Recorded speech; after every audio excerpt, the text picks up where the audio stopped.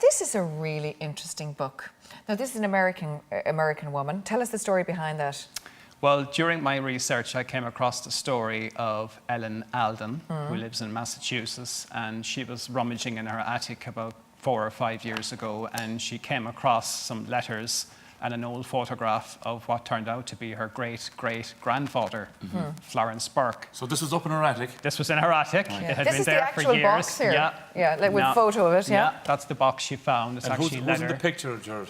That's her great-great-grandfather, Florence Burke, in his Union Army uniform during the American Civil War. Very handsome man, isn't he? A lot of them went into the army that time as well. An awful lot of them actually were in the Union side, but a fair amount were in the Confederate side as well, and some of them used to meet each other in battle on opposing sides. It's amazing. It's quite when you think amazing. about it.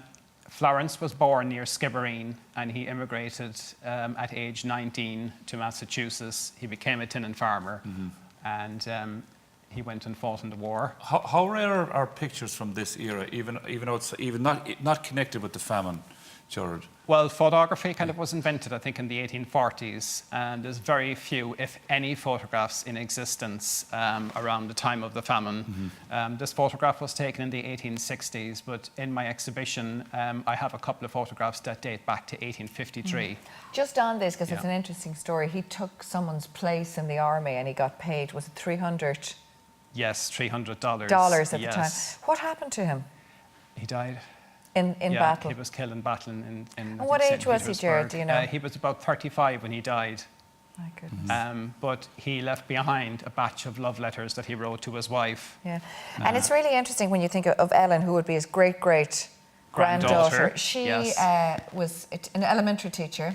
She then went on to study history and actually has managed to come to Ireland, has gone to an awful lot of parts of the US to gather this type of thing. And, you know, she found all these and it inspired her book. So I think it's a lovely story. It's a story of love. He had written all these love letters. I suppose when we studied the famine, we were told facts and figures. This what happened where it was particularly bad. And we never really got, I suppose, the human side of it. Absolutely. And here we have it here. But this is only the tip of the iceberg. Could you imagine what's really out there, Gerard, around the world? Yes, and even in Ireland. I think a lot of people have objects related to the famine, and hopefully one day they might all come together in a museum. We'll see a lot of artifacts and photos and all that in the exhibition. You're going to take us through these for us here. This is a famine pot from Donegal. Now that weighs about 20 stone in weight. That's a soup pot, is it? Made of cast iron. Wow. A lot of pots like that were actually used by the British Army in the 17 and 1800s during various campaigns.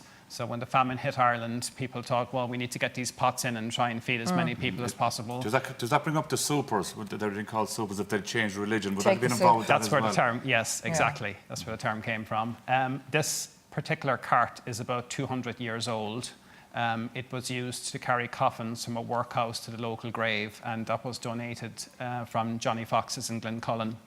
So that's in particularly good condition. A picture of a workhouse then as well. Isn't that so? Look at the little faces of the kids. They're all so young. Now, huge numbers of people went to the workhouses when the situation got really dire in 1847. There used to be a stigma associated with going to the workhouse before that, but obviously when things got really bad, people clamoured to get in. No choice but to go there. This photograph, I think, was taken actually in the late 1890s. And in Dublin. In Dublin, but conditions were a lot worse than what you see here during the famine. It's amazing, fantastic. But they don't look, in fairness, if you look at them, it's sad and everything, but they look pretty healthy. They look pretty healthy, but you know, if you went back 30 years before this... they would have been skeletal, probably, those people. Awesome.